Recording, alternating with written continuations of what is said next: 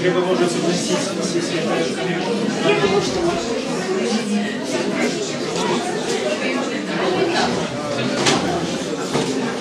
Рассаживайтесь на релакска.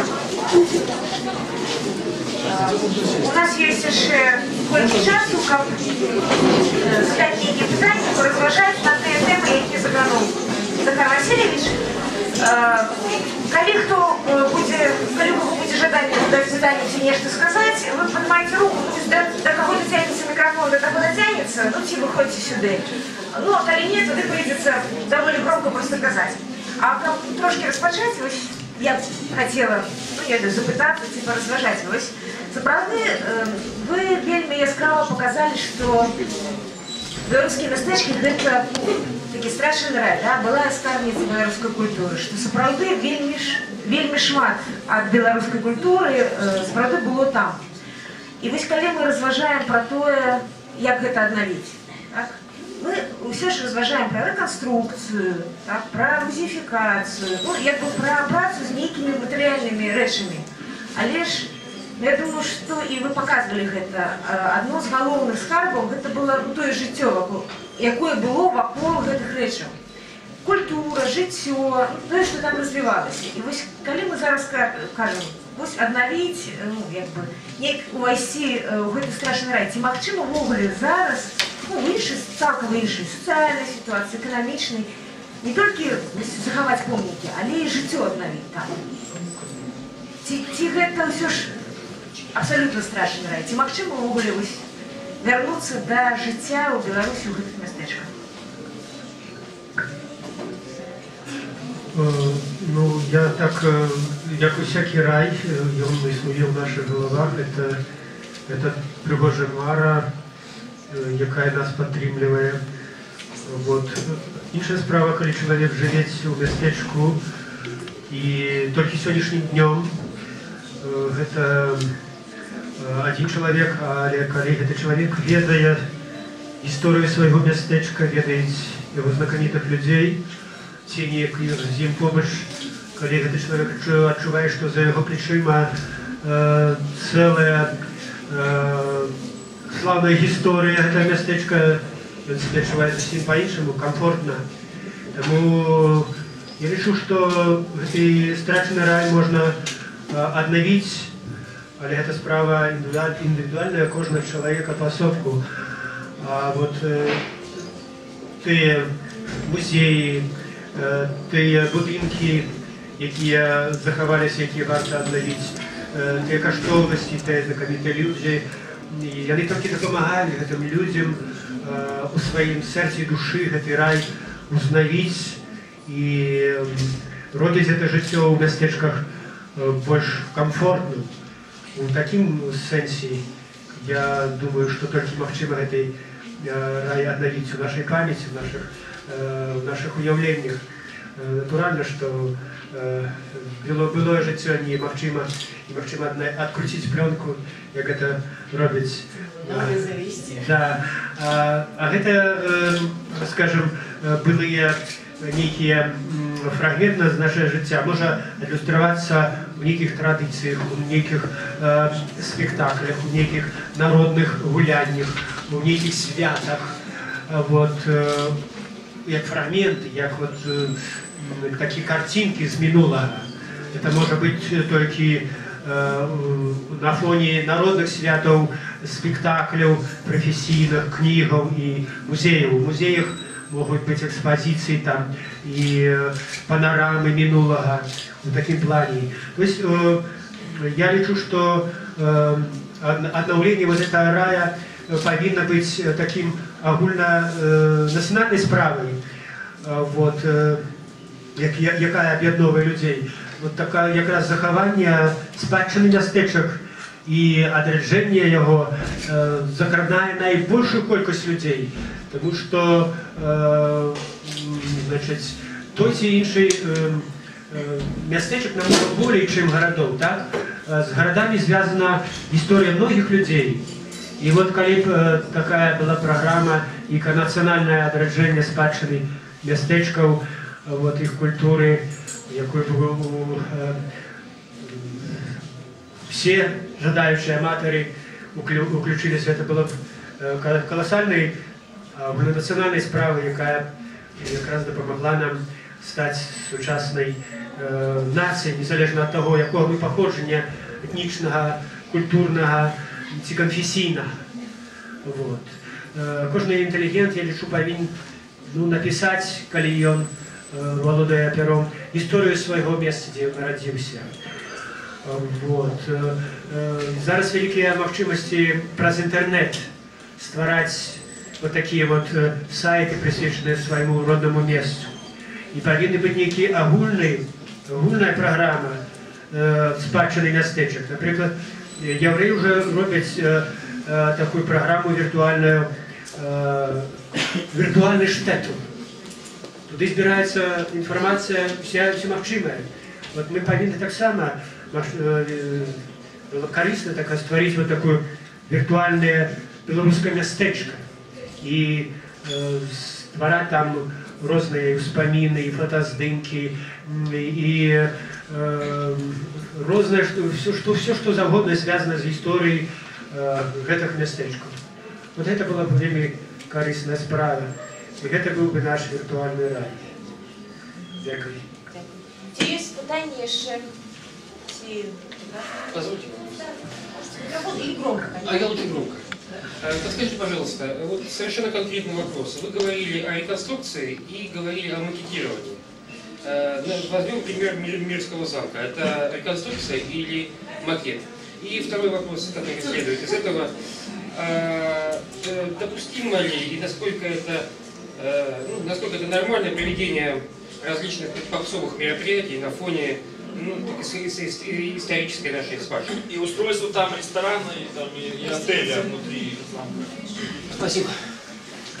Конкретное питание связано с Мирским замком.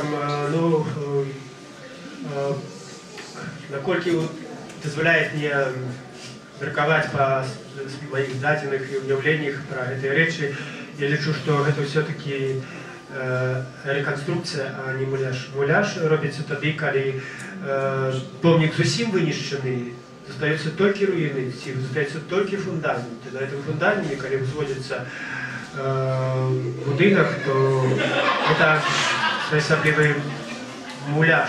И то, когда это сделано по правилам реконструкции, реставрации, то врешті ему можно надать и значение исторического помника.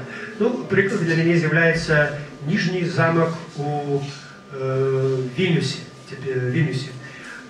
Там литовский народ обновлял этот замок около 10 годов.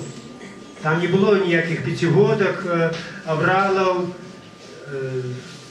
до дробицах выучили его историю. Подрихтовали технологию цеглы приклад того часу. И отречали это стало таким агульнанациональной справой. И зараз этот Нижний замок у Вильні, зроблений по всіх правилах Конституції, уявляє вже історичну коштовність. Його вже ніяк не поворочується язик називати муляжом. А вот что тычется, муляж это зусім штучная речь, вот як, например, наша отель Европа. Вот это муляж. Абсолютно все порушено. Все то, что только можно, там порушено. И никакое правило реставрации там не выполнено. Вот.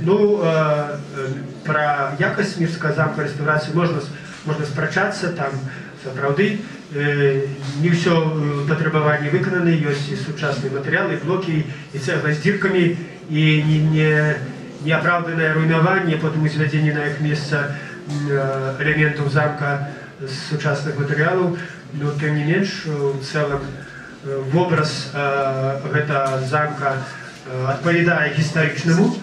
Правда, спречки идут только про завершение вот этих вежев, какие они были остроконечные, и іншої форми.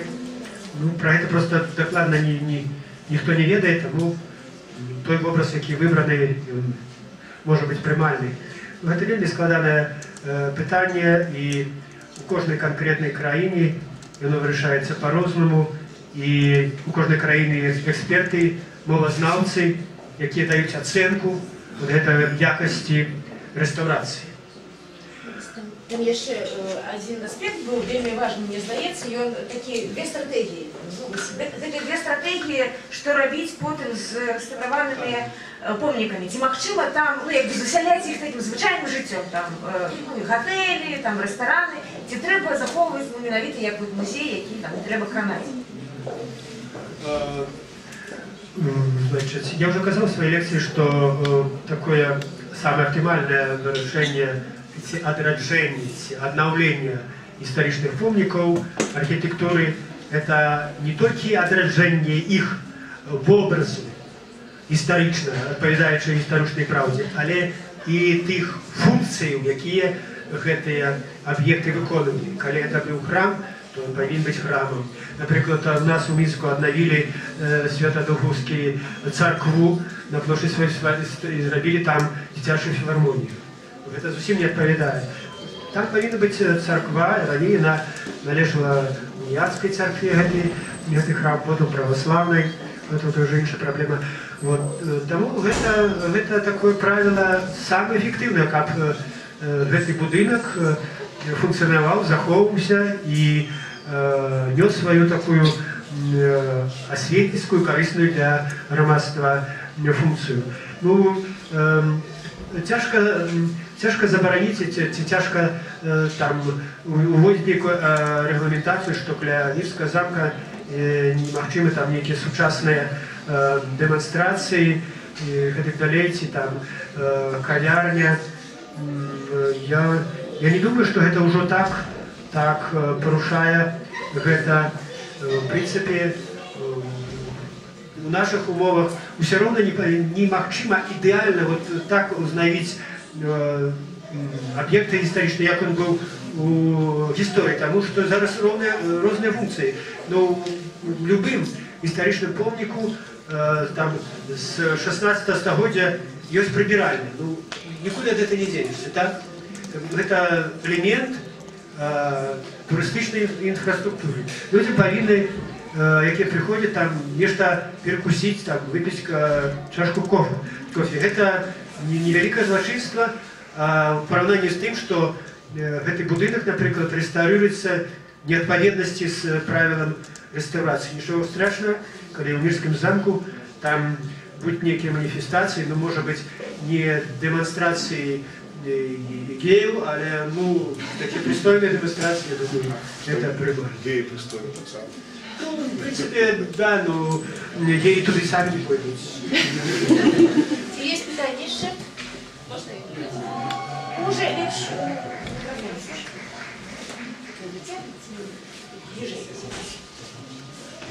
Дякую вам вельми цікава лекція. І я так мяркую, що у вас є особистая мета, для чого ви ці лекції проводите.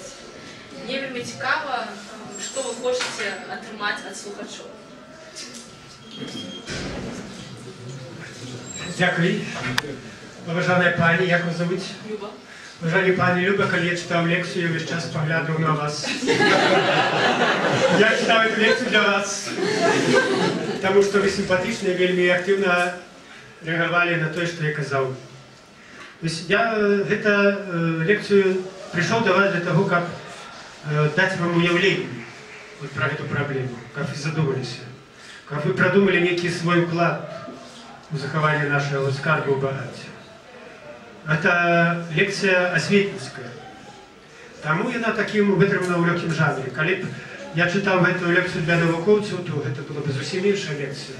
Там треба було давати криниці, значення, хто перед мною это сказав, хто не так сказав. Я сперечався з іншими, доказував нечто. Мою задачу виходить как раз такая вот это такая задача читать лекцию для усіх і для кожного у конкретності, особливо для пані Люби.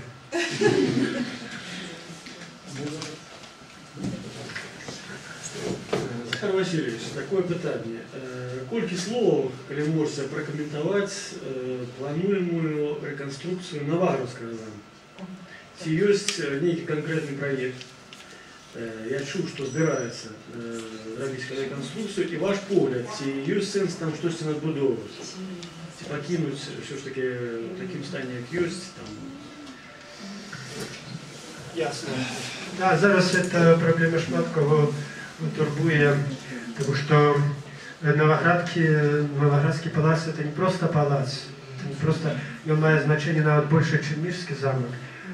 Потому что что такое Новоград? Это первая столица Великого княжества Литовского. И от того, как мы отродим этот замок, от того залежит и вот престиж нашей державы.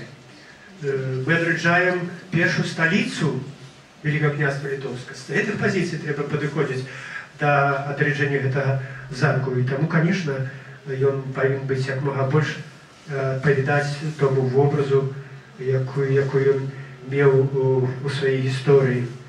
Вот. Ну, я, конечно, выучаю местечки, а я свіж був завсюди городом, и не маю до такого... Наваграда, да. Не маю достатковой информации, что там, какие проектные документации, какие проекты отраджения, обновления. Вот, ну, скосно я таки веду, что там рихтуються такі, ну, як звичайно у нас аврал, терміни ставляться, значить, об'єм, будівники повинні виконати об'єм праць певний у які терміни, іначе вони будуть мати заробки низькі. І що в ці реставраційні роботи, ну, як це у нас ведеться, довіряється инженерам, які ранее будовали там панельные доби, им все равно, что будовать.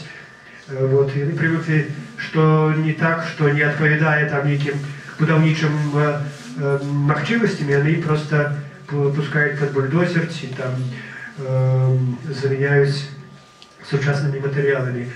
Вот. Я только теоретично могу так мерковать, что пока что мы не вельми серьезно отказано относимся вот до такого важнейшего объекта, как Новоградский палац, Несвижский палац Радзивиллу. Это Несвижский палац, да? Новоградский. Ой, боже мой, мне уже затумилась голова. Вот. Так вот, я думаю, что, уличиваючи вот этот статус города, ну, просто громадскость повинна больше отказно, активно сочить за этой реставрацией и робить свой вплив. Все-таки роль громадства великая. Вот великие протесты, скажем, связанные с разбурением электростанции в Минску, это, подей, запомнил весь интернет, примусил керівництво города все-таки задуматься, и тут некие принимаются меры для того, как больше такое не повторится. Вот. Захар Васильевич. Мне бы хотелось бы еще раз уже самому задать вопрос по поводу использования восстановленных памятников.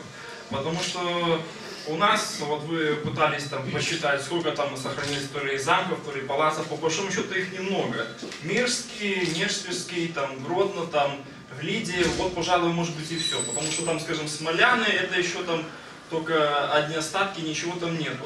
И получается, что вот мы только вот буквально недавно восстановили Нежствежский там палац, там Мирский замок, и уже там надо обязательно там устроить там отель какой-нибудь, там ресторан, куда будут приезжать люди, скажем, там очень богатенькие, да, и с девицами не тяжелого поведения. И получается, это уж по сути наши святыни, а там будут твориться какие-то всякие там корпоративы там, и так далее, и так далее. То есть, ну, может быть, максимум там какое-нибудь кафе сделать для туристов. Ну, чтобы без всяких отелей, потому что вот, мне вот вспоминается история с Лошицей, да, только вот недавно вроде бы Лошицу отреставрировали, и вот надо именно в Лошице там внутри сделать там отель. Может быть, там все-таки вот в том же Мирском замке, там же рядышком есть вот то же самое местечко, о котором вы говорили. Вот пускай там построят гостиницу, 1, 2, 3, а, скажем, в замке просто сделать там музей оружия элементарно, которых у нас нету ни в Минске, нигде либо еще. Поэтому, может быть, все-таки не стоит там обязательно устраивать там эти вот отели, там, где будут всеночные всякие там. Это все-таки святыни. Потому что... Потому что вот сейчас вот пытаются восстановить, скажем, Косовский дворец, да, это ведь тоже, по сути, святыня. Это ведь Пусловские строили памятник Костюшке, там рядом находится его усадьба. И мне просто думается, что опять там устроить какой-нибудь отель. Может быть, лучше пускай бы там приезжали наши офицеры, принимали присягу, а не возле памятника нашему большому пограничнику Франциску Скалини. Так, ну, может быть, так людей думали, як мой вот оппонент, то был больше толку, конечно. Я згоден з його міркуванням готель. У нас нейка навязлива ідея в помниках открывать готели. Вот. Ну, коли, скажем, готель открыть у турме Пішаловським замку на Володарці, після того, як її там відповідним чином обставить, я не супер, тому що побыть в готелі, турме, это круто. Сейчас такие приклади, да. Это нормально, вот это было бы, вот это бы классно. Но а перетворять любой будинок у готель, это абсурд, конечно.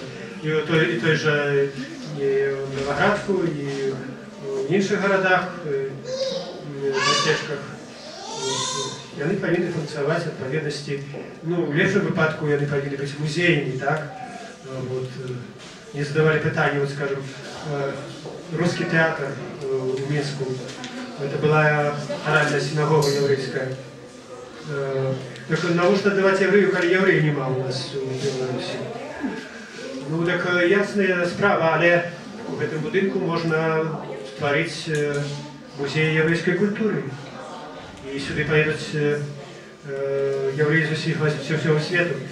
А в другому боку русскому драматичному академічному театру займать будинок былой синагоги так само не солидно. Это потребно свое такое оригинальное, сучасный будинок для такого театра, як русский драматичный академічний театр. Тише. Через питання. Тоді ви просто... Ага, і громко. Ну, давайте. Ви дівчина. Захар Васильович, можна два питання. Перше питання дотичиться помників історичним особам, які ви казали. Що робити з совєтськими помниками ми вже зрозуміли, а ось хотілося б довідатися, помники яким особам історичним ви поставили, наприклад, у Мінську. Ну, ось це перше питання, яке повинно бути. І друге дотичиться назви вулиць білоруських городів, наприклад, містечок, так само столиці нашої, які назви лічить історичними, і коли некоторые вулиці некілька разів за свій час існування міняли назви, що лічить історичним, і ці потрібно робити перейменування які, ну, ці не пошкодимо той же історії, наприклад, яка створилася і в совєтський час, так само. Ну, як бути? Розуміло. Які я помните поставив в Мінську, яким видатним героям історії. Вот. Ну, по моему міркуванню, самым таким вядомым мінчанином, який найбільш зробив для города, був граф Карл Чапський.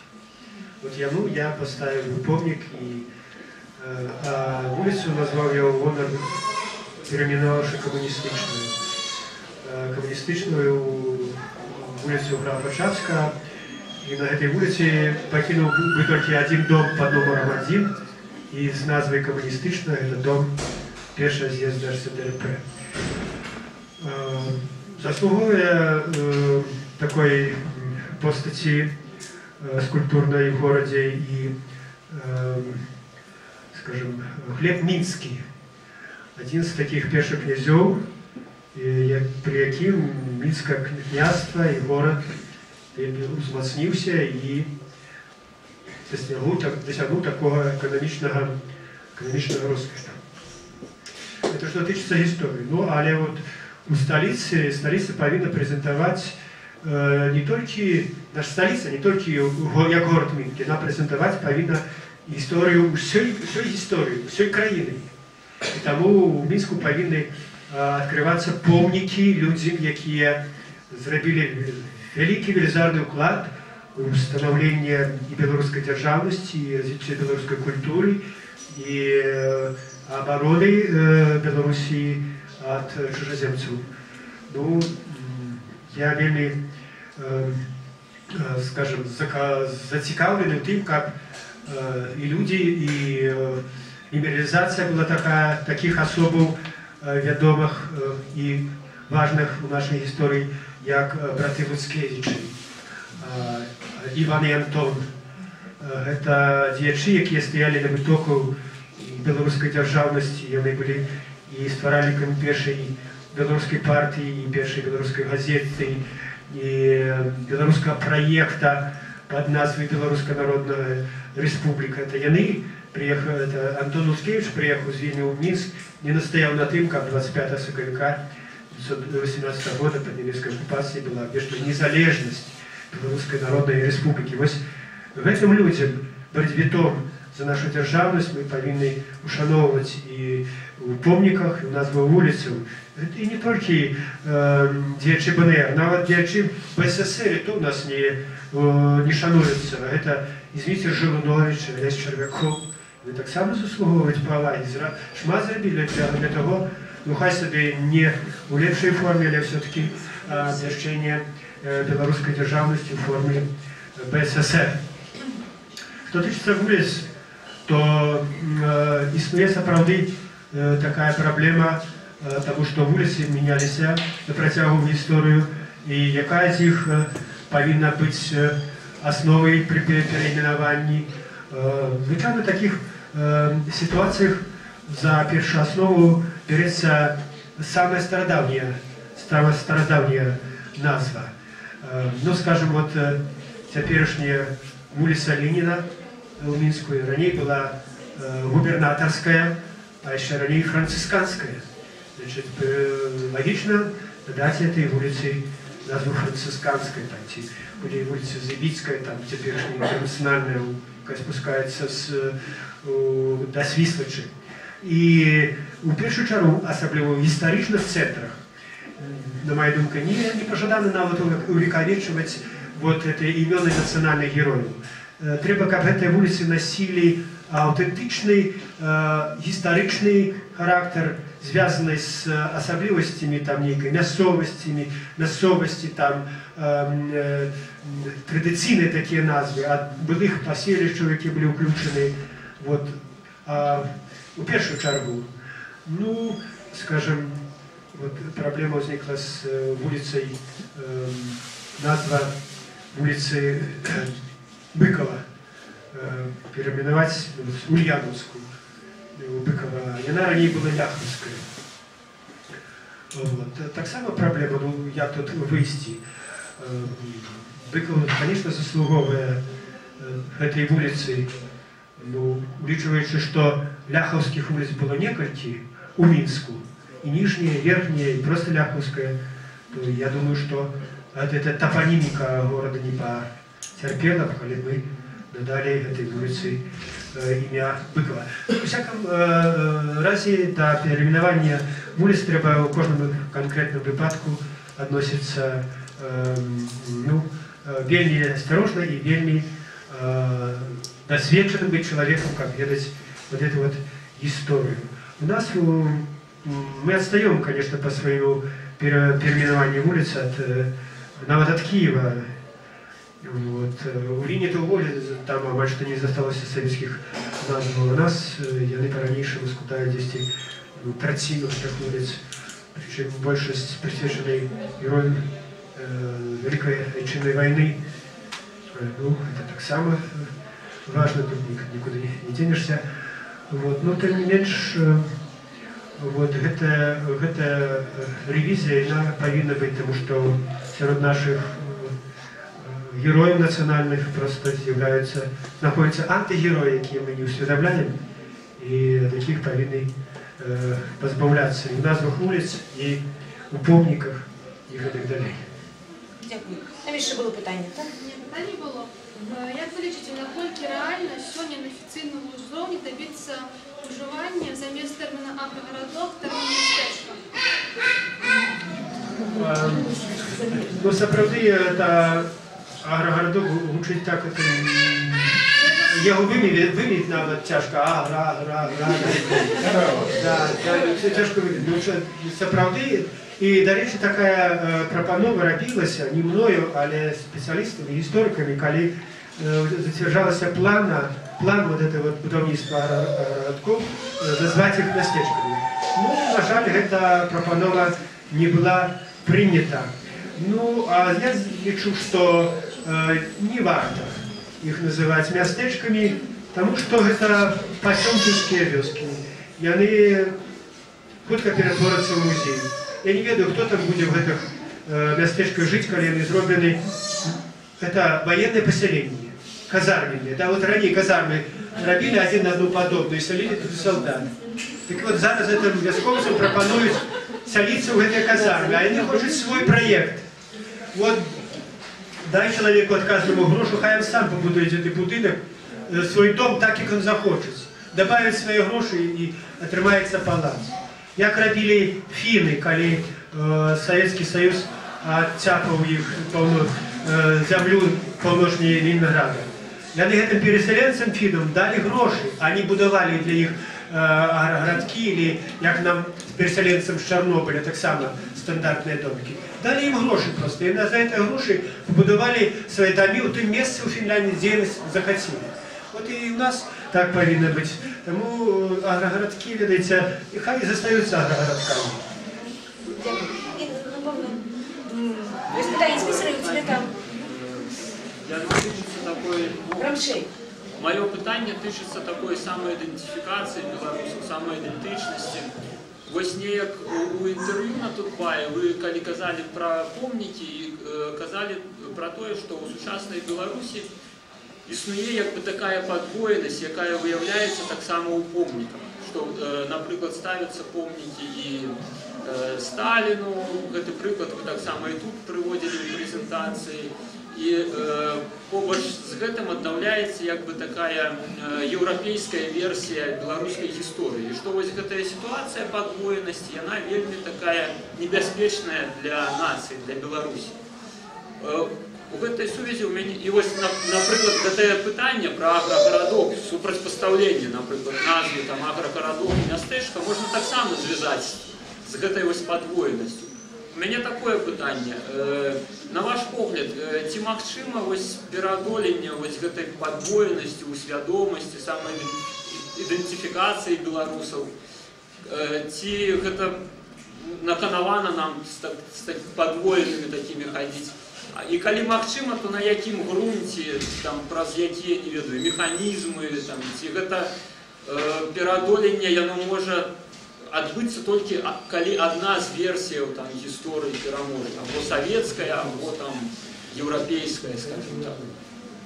Як можна пераадолець гэтую падвоенасць? Ну, да, вот в нашей свядомости сапраўды, в наших головах там есть куламес. Сталин смешается там скажем, с Франциском Скориной и нашими справными героями. Особливо показали в этом плане Витебск, где хочет поставить помник Вользе, киевской княгине, которая там нібито заснувала город, хоть это неправильно, абсолютно не подтверждается фактами. И Альгерду, князю, великокнязь Литовский, який справді шмат зробив для города.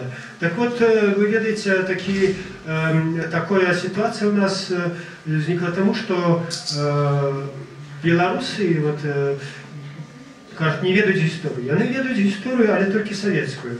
И мало ведают свою национальную историю. Когда вот эти чиновники витебские ведали свою историю, они николи за какие-то идеи не брались.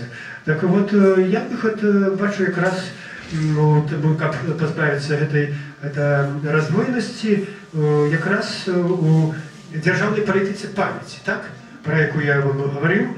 И тут важное значение мае, конечно, осветницкая деятельность интеллигенции и громадских установок.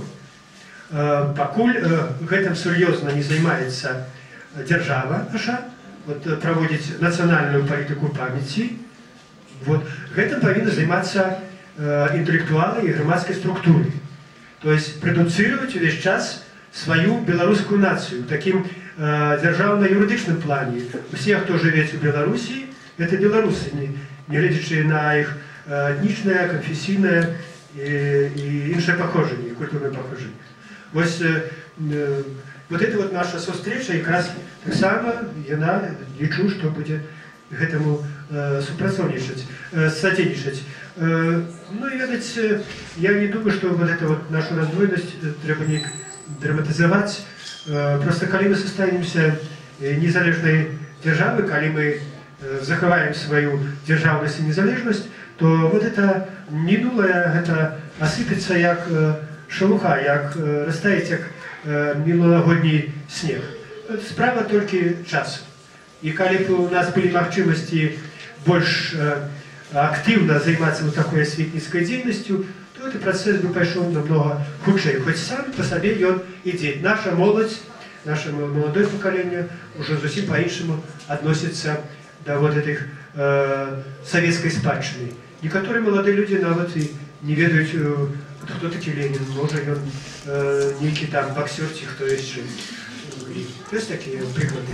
Дякую. У нас уже зусім не засталося часу, але я тільки дам слово, бо у нас там є онлайн-трансляція, і люди, які чули все весь этот час, нечто так хочуть. Да, тут спрашивают, Костусь Калиновский наш, ці поляков?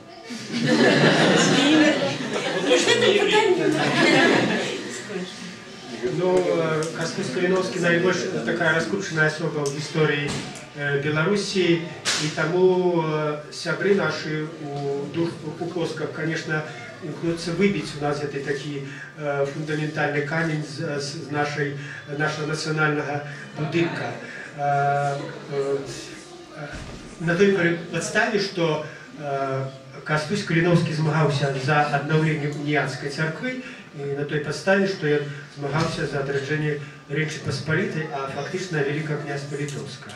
Ну і ён быў каталіцкай веры, і значыць ён па гэтаму прызнаку адпавядае паляку, а не беларус. Таму што у людзей, такіх навукоўцаў, ёсць меркаванне, што беларусы можа быць толькі праваслаўны, які змагаецца за адзінства з вялікай магутнай Расіі. Калі хто так не робіць, то гэта ўжо не беларус, но ў лепшым выпадку паляк, а то ўвогуле нейкая недарэчнасць. Вот. Але уявіце, Костусь Калиновский, за што ён мог змагацца у свой час? За Беларусь, але ж Беларусі не было. Як ён мог змагацца за тое, што не было? Праект «Беларусь», назва «Беларусь» была накинута беларусам толькі ў канцы 19 стагоддзя. Это быў 763 год. Так ён змагаўся за тое, што было, каб вызваліцца з расійскага іга і аднавіць дзяржаўнасць Великага князства Літоўскага ў саюзе з Рэчы Паспалітай. Дарэчы, тое, што мы страцілі гэту ідэю адраджэння Великага князства Літоўскага, это была вялікай трагедыяй у гісторыі Беларусі. Эту ідэю перахапілі літоўцы і присвоілі сабе і спадчыну гістарычную Великага князства Літоўскага і культуры, а мы засталіся без нічога. Вось калі мы былі паслядоўнікамі Костуся Калиновскага і до конца змагаліся за адраджэнне Великага князства Літоўскага, можа, мы зараз былі не беларусы, а ліцвіны. Таму значэнне надзвычай вялікае. Далей, возьмем эканамічны аспект. Дзякуючы паўстанню Калиновскага, царызм вымушаны быў пайти на ўступку беларускім селянам і зрабіў большую годную адмену прыгоннага права. На 20% знізіў выкупныя плацяжы, адразу скасаваў становішча часова абавязаных селян, прымусіў памешчыку адразу перадаць, заключыць выкупныя акты з селянамі, яны сталі вольнымі людзьмі. Это таксама заслуга яго. Таму у нас ёсць усе падставы для того, каб Костуся Калиновскага лічыць адным з самых выдатных нацыянальных герояў беларускага народа. Дякую, вялікі. Я пробачаюся, але нам трэба сканчаць, бо наш час выйшаў. Я спадзяюся, што гэтая лекцыя і гэтая размова яна прадоўжыцца проста ў іншых, можа, фарматах.